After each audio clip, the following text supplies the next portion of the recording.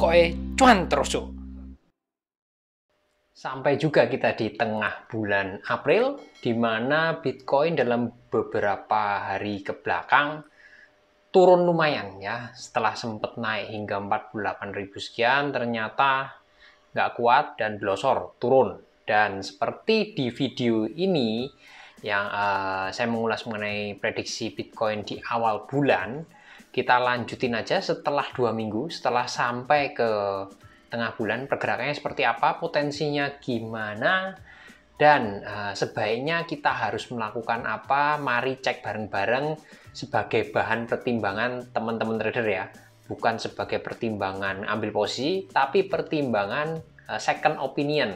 Bagi teman-teman tetap harus analisa sendiri, jadi jadikan yang ada di konten saya sebagai pertimbangan lanjutan kalau teman-teman mau ngambil keputusan. Kita cek bareng-bareng.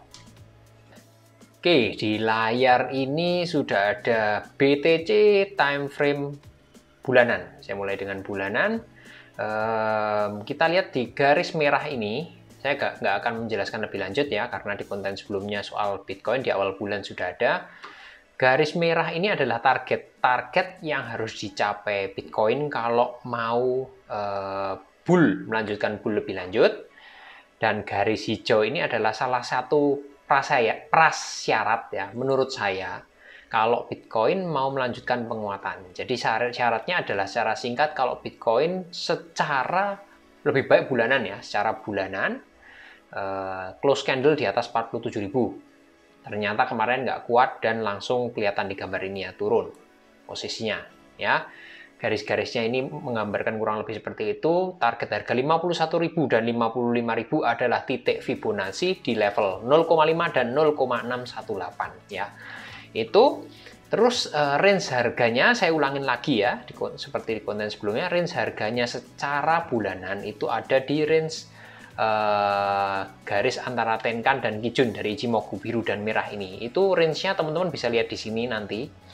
Merahnya itu di kisaran 36.400-an dan birunya di kisaran 51.000. Range harganya segitu, 36.400 dan 51.000. Kira-kira patokannya ya, jadi nggak tentu harus di dalam itu, bisa naik turun sedikit di antara itu, karena ini kita kita berada di time frame bulanan. Contoh candle sebelumnya ya, 2 bulan 3 bulan sebelumnya ini range harganya sedikit di bawah Kijun. Kijunnya harga 36.400, ternyata dia harga low-nya di 34.000. Contohnya sedemikian. Jadi kalau misalnya ini tadi saya bilang 36.400, ada kemungkinan tetap sampai dengan di bawah 34.000 ya, range 34.000. Intinya seperti itu.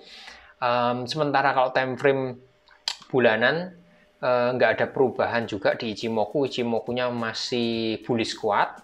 Sementara kalau CC50 juga masih di area support ya, di garis 100 ya, di sini nggak ada perubahan signifikan, hanya ini dari candlestick-nya ternyata bahkan belum kuat nyenggol ke 49.000 ya, hanya sampai 48.100-an kira-kira kemarin, terus dihajar turun. Nah, kita tunggu aja. Kalau time frame bulanan intinya tetap sama, masih trennya bull.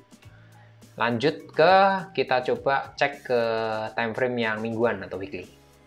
Oke, di weekly ini kita coba hapus dulu ini target harganya. Di weekly ini kalau teman-teman lihat dengan jelas, ini ada di dalam warna hijau ya, di awan Kumo. Kalau Ichimoku, teman-teman tinggal temukan Ichimoku-nya di atas ini. Di dalam Kumo artinya sedang konsolidasi di time frame mingguan untuk Bitcoin ya. Jadi di mana ini sempat turun, nyentuh di garis merah atau Kijun, terus naik turun juga di dalam Kumo. Sebetulnya ini juga kabar yang kurang bagus, karena umumnya ini juga membentuk garis kalau teman-teman cek ya. Oke, sebelumnya Ichimoku, di Ichimoku ini belum banyak perubahan juga. Kumo warna hijau ini menandakan bullish, cuman ini bullishnya lemah karena apa? Ini Chikou span yang garis hijau ini di bawah candle, yang artinya berarti bearish. Terus ini juga masih dead cross, Tenkan Kijunnya merah di atas biru, ini dead cross. Jadi terus harganya juga di dalam Kumo. Jadi inti Ichimoku condong ke bearish. Untuk time frame mingguan ya, ini mingguan, benar-benar mingguan. Ini bearish. Terus CCI 50 di area 2. Ini CCI 50 di area 2 itu antara garis minus 100 dan 0. CCI ini pembacaannya ada di atas ini. Ini masih fase akumulasi beli ya secara CCI ya. Jadi terus kita lihat sekarang secara singkat, ini candlenya kembali ke garis Tenkan, garis biru yang area support juga.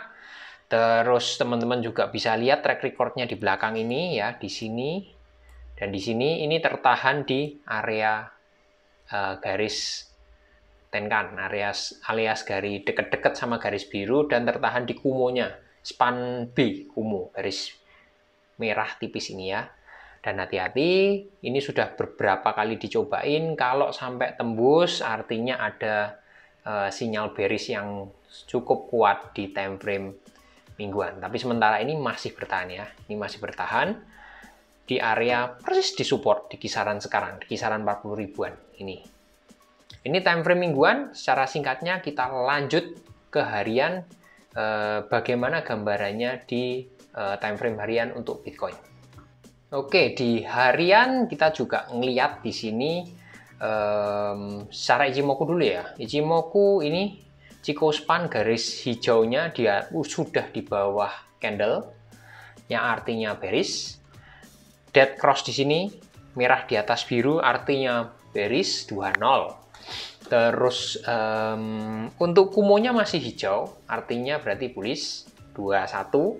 Dan yang terakhir harganya sudah di area Kumo ya, di tengah-tengah ini netral. Jadi intinya 21 untuk bearish di time frame harian. Dan kalau kita lihat secara singkat, jadi Kumonya ini ya, kalau teman-teman lihat awan hijaunya itu tipis. Artinya kalau tipis itu sebetulnya artinya titik support Ichimoku-nya itu nggak kuat atau gampang tertembus. Nah, ini yang saya takutkan adalah kalau sudah terjadi bull naik ke atas, ini contohnya awan tipis di sini, teman-teman bisa lihat nih ya, di sini. Ini kelihatan banget nih tipis. Kalau tipis artinya gampang tertembus. Nah, ini yang saya takutkan ketika ini kembali turun ke bawah, ini kumonya juga pasti tipis. Kemungkinan besar nggak akan kuat nahan, teorinya ya, Ichimoku, di time frame harian. Jadi belum tentu mempengaruhi keseluruhan di time frame tadi yang lebih besar, seperti mingguan maupun bulanan.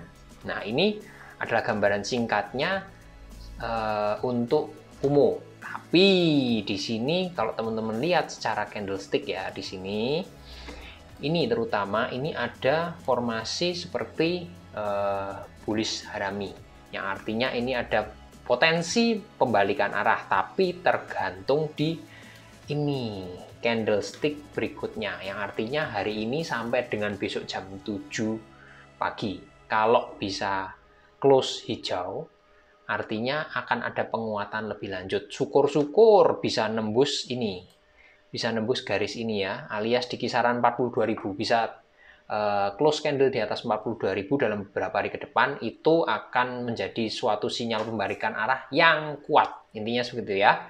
Jadi ini syaratnya adalah sinyal pembalikan arahnya ya, di time frame harian teman-teman bisa catat aja. Kalau candlestick, saya ulangin, sampai dengan besok jam 7 itu tutupnya hijau. Hijau itu artinya kalau bisa close di atas 40.000 ya.